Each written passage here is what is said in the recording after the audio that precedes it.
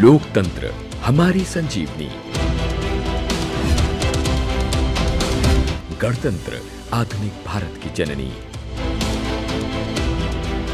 लोकतंत्र जिसमें बसती बढ़ती जन जन की आशा। लोकसभा 2024 के चुनाव में भाजपा के 400 पार के लक्ष्य को लेकर सिद्धार्थनगर जिले में एक महत्वपूर्ण बैठक की गई। इस बैठक में भारतीय जनता पार्टी द्वारा बनाए गए बस्ती मंडल के क्लस्टर प्रभारी पूर्व कैबिनेट मंत्री उत्तर प्रदेश और विधायक सिद्धार्थनाथ सिंह शामिल हुए। इस बैठक में सिद्धार्थनगर जिले के संसद पूर्व मंत्री, वर्तमान व पूर्व विधायक सहित जिले के भाजपा के सभी बड़े पदाधिकारी और कार्यकर्ता शामिल हुए।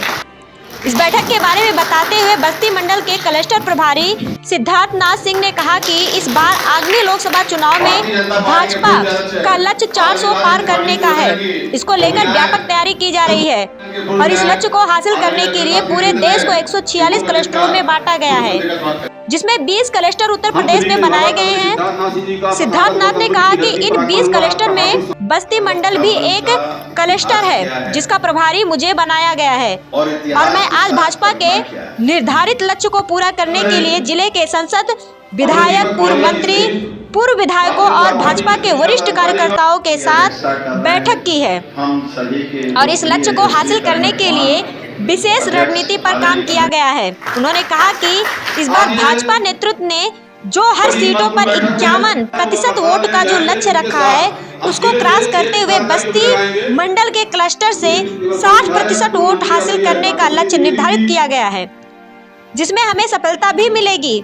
उन्होंने कहा कि इस बार उन्हें उम्मीद है कि सिद्धार्थनगर के लोकसभा की सीट पिछले बार के भारतीय जनता पार्टी का लक्ष्य 400 सीट का है, 400 पार का 24 के चुनाव में, और क्लस्टर में पूरे देश को या लोकसभा को डिवाइड किया हुआ है।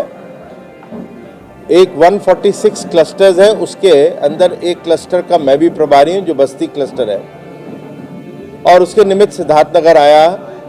भारतीय जनता पार्टी के जिला के सभी वरिष्ठ कार्यकर्ताओं के साथ सांसद, विधायक, पूर्व मंत्री, सभी लोगों के साथ मैंने आज यहाँ बैठक करी है और सिद्धार्थनगर ने अब किया निर्णय किया है कि जो लक्ष्य 51% का है जो आदरणीय अमित शाह जी ने दिया है, सिद्धार्थनगर अब की बार रिकॉर्ड करके दिखाएगा, वो 60% के ऊपर जाएगा। तो ये निर्णय भी लिया गया है और उसके अंदर जो भी कार्य योजना संगठनात्मक है उसकी तैयारी रूपरेखा आज मैंने रखी है और मुझे उम्मीद है कि आने वाले समय में जो पिछली दफ़े का मार्जिन था उससे 2 गुना मिनिमम वो मार्जिन रहेगा सिद्धार्थनगर का जीत का। नीतीश जी को लेकर क्या कहेंगे? देखिए, अपने नहीं, नीतीश जी सम्मानित हमेशा रहे और वो अपने घर ही आए, तो जो कोई भी घर आता है तो उसका स्वागत होता है और खुशी होती है।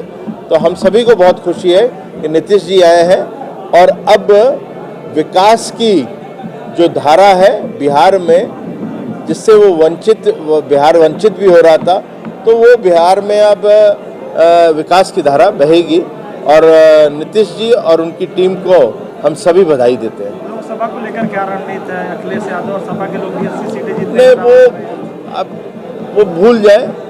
अखिलेश जी को मैं इतना ही कहूँगा, अखिलेश जी आप स्वयं ही सब 80 की 80 सीटों पे लड़ लें, जब भी आप जीत नहीं पाएंगे। 80 की 80 सीटें भारतीय जनता पार्टी और उसका एनडीए पार्टनर्स जीतने वाले हैं, अलायंस पार्टनर, तो उनको एक भी सीट नहीं मिलने वाली है। और जहाँ तक कि उनका एक गठबंधन है एनडीए अलायंस का, वो तो ख़त्म हो गया।